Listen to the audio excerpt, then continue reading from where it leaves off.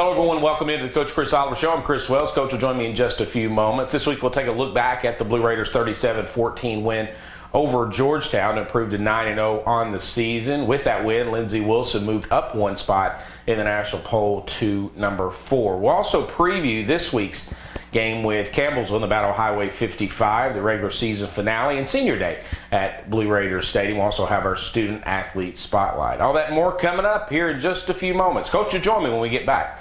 This is the Coach Chris Oliver Show on the Lindsey Wilson Sports Network. You know, they would talk about the city on a hill, the beacon on a hill, and that's kind of how I felt Lindsey was. It's, you know, this very metropolitan college, really, when you look at the student body and how diverse it is, in the middle of this rural community. But it's certainly that school that is in the midst of that transformation to something way beyond what any of us could ever hope for or imagine a small college to become.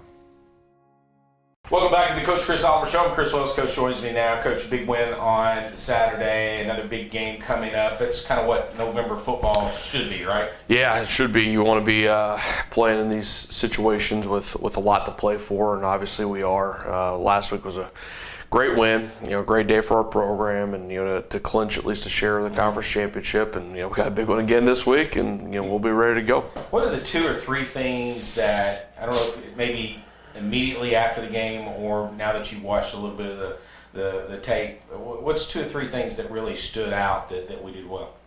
Well, I think we were really fired up about our special teams. We talked the week prior against Bethel. We kind of came back down to earth a little bit. Right. We've been so good on special teams all year, and it just wasn't the advantage in that Bethel game that it had been in so many games. And we got that back again on Saturday. Our return game was great. We had a 39, I believe, yard return on punt return. We blocked a punt. I mean, there's just so many great things on special teams. There's things that don't always show up in the stats, that we did really well. So I thought that was a big advantage for us. I thought, again, we didn't panic when they came out in the second half, and they came out and scored quickly, and we came back and scored, and our defense settled back in. And, we told our guys, took a trick play to get them on the board. I thought our defense just had great confidence, and they came right back. And so I thought those things really stuck out, just handling adversity against a really good football team, and just the attention to detail and effort on special teams really made us excited. Defense holds Georgetown nearly 23 points under their season average, 100 yards less than their season average. What was it about the defense that allowed you to have so much success against a very good offense? Well, they had a great week of preparation. I thought they were well prepared. I thought we had a really good plan. We tried not to make it overly complicated, and I thought we did a good job of scouting them and some of their tendencies, and just putting our guys in a good spot. And then, like I said, you could have all those plans there, but the guys have to go out and execute. I thought they did a great job of putting in the time and the preparation time, and then going out and transitioning that to Saturday. I thought our defense played really well. One of the things that I noticed, and to see if you agree, I thought our tackling was very good. There was a lot of opportunities for Georgetown if they could have made one man miss. Thinking Mark Pruitt on the edge a couple of times, Joe Lewis up the middle. If they could have made those guys miss, then they could have broke open some big plays, and yet I thought our tackling was pretty good. Yeah, we were really good on the edges, especially in open field. The time where they got to us a few times when their fullback was running up the middle, they had some opportunities where we didn't tackle great, and that guy's a load, and he's a very good football player. And that scheme that they run is really difficult when you get that guy going north and south. So overall, yeah, we tackled well, especially on the perimeter, especially in space, but there were some opportunities there to still get better in the box. And I thought your defense did a good job of getting off the field for the most part. We talked about the third down in the post game, but Georgetown just ran in the low 60s as far as plays goes. And I got to think coming into the game that they was probably hoping to be up around 70, 75 plays to be successful. And I thought our guys did a good job of getting off the field. Yeah, we did a great job of forcing them into situations where they either had to go for it on fourth down or obviously had some punts. And, we're a team, we usually defer if we win the toss. I like to have the ball in the second half. It's just kind of a personal preference for us. But with the wind over the course of the day, we wanted to have the wind in the fourth quarter as it went, and we chose to take the ball. So we had that extra possession in the first half, and as it went, going into the halftime 16-0, and I think they'd run 25 plays on offense, I believe was the number. So you couldn't have asked for a much better situation and start for our defense. And I thought even though they came out and they scored on their first series of the second half, I was really excited about how our defense just played over the course of the game.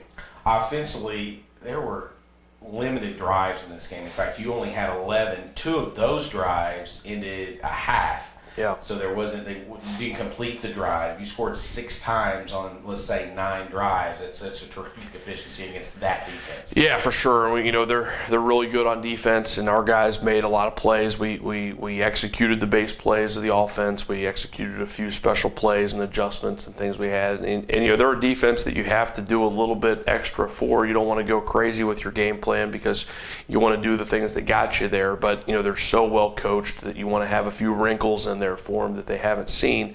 And I thought our guys did a really good job of executing those wrinkles. Sometimes that can get a little bit burdensome over the course of the week, just a lot of things that you go in with, and that was a week that we probably had a few more than usual. Our guys did a great job of practicing, putting in that time and going out and executing well on Saturday, and that helped us certainly with that offensive efficiency. Your first 2 drives with 11 plays and 12 plays, and we know that everyone knows that Lindsey Wilson's a quick strike team for the most part, but I got to think setting the tone for the game with that 11 and 12 play drive, just again, it set the tone. I thought it really gave our offense a lot of confidence, rhythm.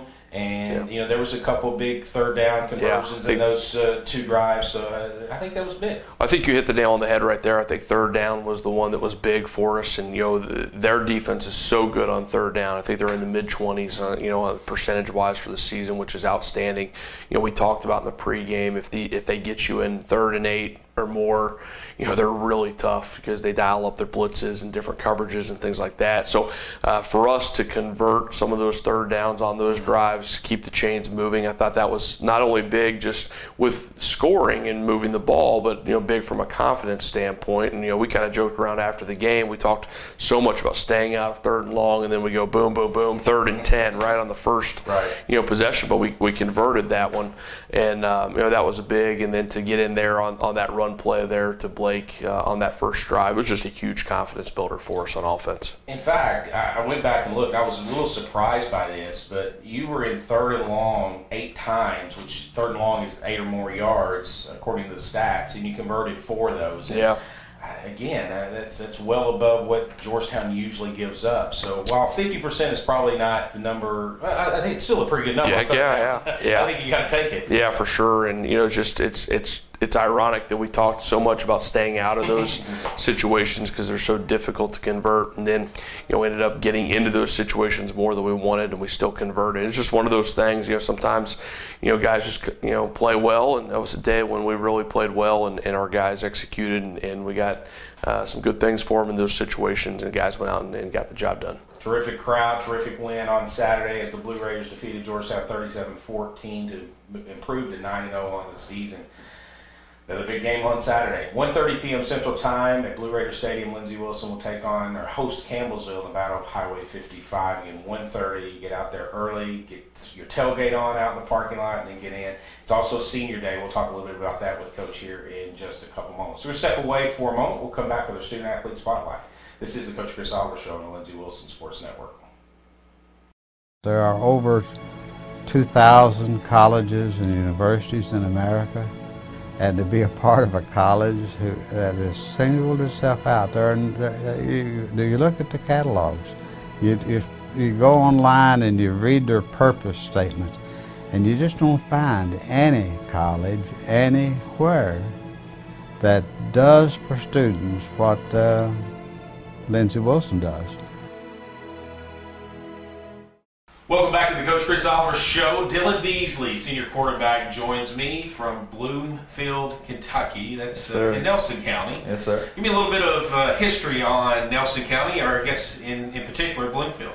Okay, well, Bloomfield, it's been around for a long time. I believe back into the 1700s. I believe it's been around for a long time. Small town, used to have a stoplight, but that was taken away, I believe, this past summer or the summer before, because I think somebody ran to the stoplight. They put in a 4-way stop system. Everybody in town liked it better, so I guess they had a little town meeting And now we have a 4-way stop instead of a stoplight. Got a hometown pizza and 2 gas stations. That's about it. Tell me a little bit about your career in Nelson County. I know you guys threw the ball around a lot. Yes, I got to think most quarterbacks love that. Oh, for sure. It was a great time. I'm pretty sure some other quarterbacks around the state were probably jealous when they saw me pass attempts I was getting. But it was a good time. Coach Egley was a great coach for me, a great mentor. And he grew me up to be a pretty good quarterback in high school, and it was a good time. How much different was their system than the system that you run now here at Lindsey Wilson? It was quite a bit different. The system here at Lindsey it's not a super complex system, but it's a lot more complex than the one in high school. The one in high school was very easy. We didn't have very many plays. We just kind of slung the ball around, let our athletes be athletes, and it wasn't too hard on me mentally. It's been a lot more difficult.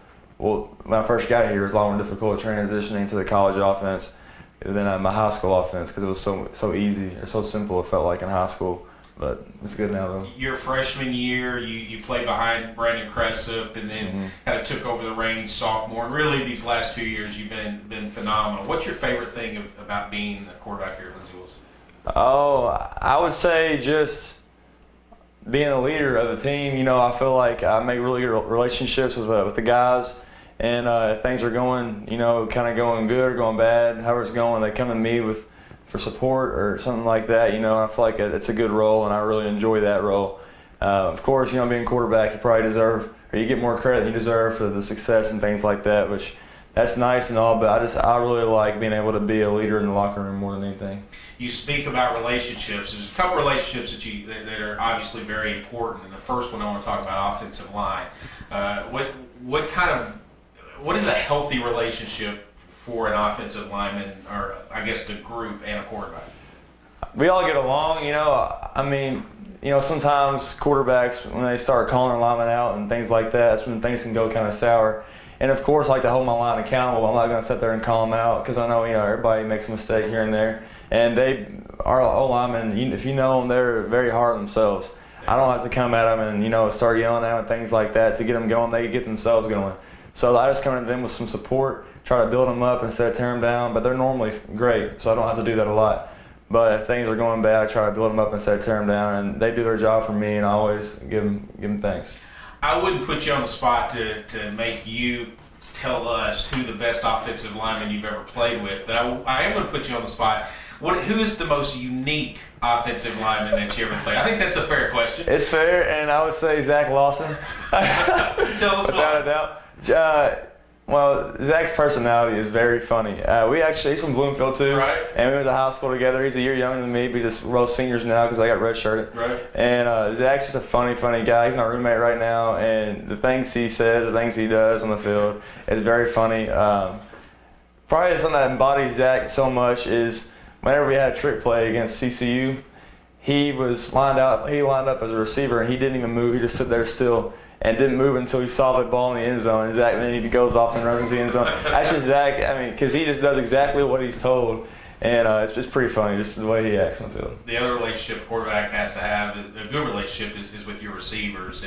And you've got a plethora of receivers. And really, since you came to Lindsey Wilson, I'm curious, has any of the receivers come back to of course you guys don't huddle, but have they ever come back and say, "Bees, I was open. Give me the ball"? Yes, sir, they do. That's every receiver, They always feel like they're open, and that's okay. They give me their 2 cents, and I take it into account, and then I still go through my reads like normal. But maybe I'll take a closer look at what the safety's doing on this play, or what the corner's doing this play, just in case they do come open again. But you always got to take what they're saying with a grain of salt, because sometimes you don't get that same exact look, and it can get you in trouble if you just throw it blind. So I talked a moment ago about Brandon Cressup, the kind of guy that was, I guess, your mentor. Now you're mentoring Peyton and Cameron. Talk a little bit about your relationship with the other quarterbacks on this team. I love them all. Peyton and Cameron are great quarterbacks. They both have bright futures, and they're bought into the process. And I love working with them. I love giving advice, not just about football, but about life in general. Cressup did the same thing for me. He kind of helped me grow up. So I love returning the favor of these young guys, and even the other 3. Andrew Hughes, Shamar Bryant and Cameron Evans. They're three good ones too, and they're all willing to work. So it's a fun group. We have a good time, and we keep it loose, but we also take it serious. Now, you've spent the majority of your Lindsey Wilson career in the shotgun. Do you prefer, I assume that you prefer the shotgun over going under center? Yes, sir, for sure. I'm not very good under center, so I do like the shotgun. How much do you have to work? I mean, obviously you don't go under center too much, but I mean, do you practice that during the week? Oh, yes, sir. I guess you got to do some reps to make sure that it's comfortable when you do it in the game. Yes, sir. We do under center reps throughout the week, and it's really good for us to do because sometimes I struggle with the footwork, getting back to the handoffs and things like that. So it's really good for us to get those reps because I need them, and we do it every week. So. Now, one of the things, and especially this past week, you used your feet quite a bit and picked up several rushing yards, was leader of the team there for a little while before you got passed. I didn't see any sliding. And I just wonder if the coaches say, "Hey, you know what? Let's slide there." Do I need to introduce you to Tom Martin, the baseball coach? Yeah, you might need to. Yeah, I don't slide very often. I'm sure that probably makes Coach O nervous sometimes. But I don't know. It's just not really in my DNA to slide. I always try to get those extra couple of yards, but I do need to take care of my body. But I don't know. I like running that ball too much. I don't know. You wear number 12. Has that always been your number, even in high school? Yes, sir. High school and down in middle school, I always worn 12. So. Where did that come from? I guess, whenever I was young, I did not like Tom Brady at all. But now I respect the heck out of him. And Aaron Rodgers was coming onto the scene, right. And I just saw these, the NFL, the big-time league quarterbacks in the NFL wearing 12, so I was like, I just want to wear 12 too. But. All right, last question. Your Twitter handle. Okay. @Professor_Bees. Tell me where that materialized. All right, so back in high school when I first got Twitter, I was Little Bees. My brother was Big Bees, I was Little Bees. Okay. And then he graduated, and I was still Little Bees, and I was kind of wanting something new because I wasn't Little Bees anymore. And actually, Mariah Stearns, who I'm engaged to now, we were friends back in high school, and our chemistry teacher was gone a couple of days one time. We had a sub in there, and we were learning about, I think it was covalent bonds. I can't even remember. But I was really grasping Of course you were. That's exactly what you were learning. I was grasping this concept really well. And some other students in class weren't grasping it very well. So I was going around trying to, help other students kind of get an understanding of, I think it was covalent bonds. And then Mariah said, "You're just like Professor." So she said, "You should change your Twitter name to Professor B." So I did, and then I've kept it ever since. It's pretty funny. I like it. So we love it. Dylan, thanks for joining us. Yes, sir. That's the professor, the quarterback of the Lindsey Wilson football team. We're going to step away for a moment. We'll come back with Coach. This is the Coach Chris Oliver Show on the Lindsey Wilson Sports Network.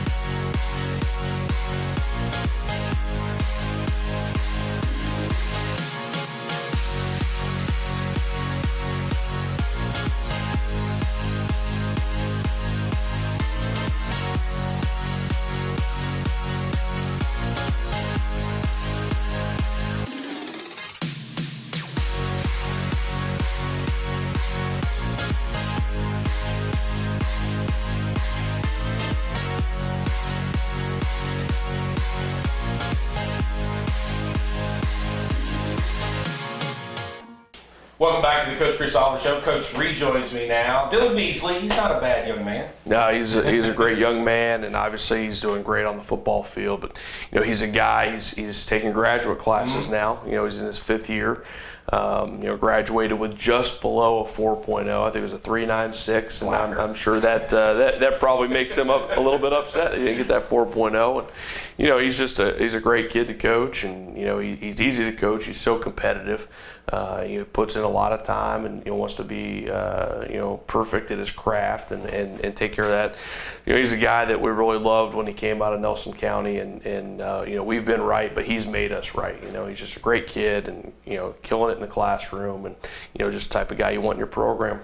He's really done a good job of maturing. I mean, when he came in, he was already a mature 18-year-old Yeah. compared to some 18-year-olds. But he's done a really good job of through the years just settling in and becoming comfortable, because he wasn't as comfortable with the surroundings his, I guess, redshirt freshman year as he is now. He's very comfortable in his own skin. Yeah, I think, they threw it all over the place in high school, and it's high school, but they did things differently than we did from a read standpoint, from a footwork standpoint. So when he came here, even though he was used to throwing the ball all over the field, there were a lot of things that he had to retrain himself on how he wanted to do things. So he had a chance to redshirt behind Brandon Cressup, who was a great player for us, and then he went out his second year and was the number 2 as a redshirt freshman and played a little bit. And then his sophomore year, he started most of the season, had some great days, had some ups and downs, as you're going to do as a young quarterback starting for your first year. And then his comeback his junior and senior years on the field and just been outstanding for us. Great work ethic, great kid, and he makes us look good. 37-14, Lindsey Wilson victorious on Saturday over Georgetown. Coach, I assume there's a long list of players of the week this week. For sure. On defense this week, Joe Lewis, Kendrick Hanley, and Mark Pruitt. We handed out a number of awards across the board this week. Those guys really stuck out. On offense, we're coming off a week where we didn't hand out any awards, and we handed out a lot this week. We thought our 2 tight ends that play the most played outstanding. Even things that you don't see in the stats. Corey Smith and Mikey Davis played great. Blake Ingleton and Javen Jones played great. Their 2 best games of the year. Those 2 guys played outstanding. A lot of selfish blocking and things that, again, you don't see in the stats. And then Dylan Beasley was outstanding. So we had 5 offensive players of the game. The offensive line, it was their most complete game of the year. We gave it to all 5 starters. So there were a lot of positives there on offense and defense. Special teams, the punt return team, we had a big, we talked about earlier, 39-yard return and a punt block. And then we gave it to also Julian Johns. He had a few big tackles, a few big solo tackles on kickoff. Did a great job reading their scheme and inserting himself and going in there and making some big tackles. Offensive prep, Joe Gressett and Jalen Boyd, 2 guys did a great job for us. Defensive prep, Don Ferrara, Malachi Rogan, and Connor Walls. And then prep special teams, punt return team. Those guys brought a lot of pressure at us, and we had our punt return team giving a great look, making our punt team better. Those guys did a great job. Big plays, Joe Lewis on the sack. We had 3 big pass breakups in big situations. Joe Lewis had 1, Kendrick Hanley and Trent Mueller just sometimes on 3rd and 4th down getting off the field right there. Defense, we gave it to the entire defense for how well we did on 3rd and 4th down with that conversion percentage. We just did a great job getting off the field. Alan Cooks on the big punt return we talked about. TJ James on the punt block just kind of got his hand in there. And the fun thing is we sat there after practice on Wednesday, and Coach Sutton worked with TJ and those other guys at his position on that exact same technique and blocking that in a different way than we usually do. And we go out on Saturday and he puts his hand on the football. Those are the things that go on behind the scenes that are really fun to see happen. Mikey Davis on a big touchdown catch, and then Zach Lawson had a huge block on that play, a little screen pass, and Zach Lawson took his guy into the sideline, and he was all fired up on that touchdown as well. Tyrone Stollard had a big catch and run. The offense for executing the pass to Javen Jones, and then the pass from Zach Mizell to Cam White. Those are kind of special little adjustments we do, and the offense executed. And then Cam White on that touchdown at the end of the game, and a great job getting in, and Mikey Davis had a big block on that. So, the cool thing here, we're talking about guys who are going that extra mile or guys who are doing that extra block, things like that. We saw great pursuit on Saturday from our defense. We saw great hustle and extra blocks by the offense. Those are the things that really allow you to win in November in these types of games, and we did it on Saturday. 37-14, Lindsey Wilson defeats Georgetown on Saturday, improves to 9-0 on the season. Number 2 in the country, Baker, fell this week, so Lindsey Wilson moves up a spot to number 4. And that's significant for a lot of reasons, but I know we're not going to talk about that because there's a pretty big game coming up here on Saturday. And Campbellsville comes to town. It's always fun. You can always throw out the records. Traveling trophy involved. A little bit added incentive this week because it's also senior day, and while we hope that it's not the seniors' last game at Blue Raiders Stadium, it is their last regular season game, and they'll be honored before the game. Yeah, it's a great group of guys, and obviously they've got an opportunity to finish off this regular season in a really special way. And we're in a spot where we're likely going to make the playoffs no matter what happens. We know that, but we'll worry about the playoffs playoffs and all those things next week. To have the opportunity that we do if we go 1-0 this week is just, it's rare in this sport. It's hard. And, credit goes to those seniors and the other guys for going out and executing. And, we talked about on Saturday after the game, we had a lot of change in coaching staff, new faces. We graduated some really good guys a year ago. And, for us to come back and be in the position we are now, it's exciting. But, the end of the day, you got senior day, the traveling trophy, all those things. At the end of the day, those things are there and they're correct. But we just have to focus on going 1-0, and we got to make sure that we don't allow all those other potential distractions to get to us. This is a big game, we know it. Our opponent has a lot that they're going to be playing for as well, obviously. So we just have to get back to basics and make sure that our process of preparing through the course of the week is where we need it to be, and I think our guys will be focused and ready to go. Coach, congratulations on a big win, and good luck this week. Thanks, Chris. That's LBC. Head football coach Chris Oliver as the Blue Raiders win on Saturday over Georgetown. They'll host Campbellsville this Saturday, 1:30 p.m. Central Time, Blue Raiders Stadium. We'll have the coverage right on the Lindsey Wilson Sports Network. If you can't make it, and by all means, get there if at all possible. But if you can't make it, we'll have the coverage right here on the Lindsey Wilson Sports Network beginning at 12:45 with our pregame show. That'll do our coverage of the Coach Chris Oliver Show this week. Until Saturday, for Coach and Dylan Beasley, I'm Chris Wells. This has been the Coach Chris Oliver Show on the Lindsey Wilson Sports Network.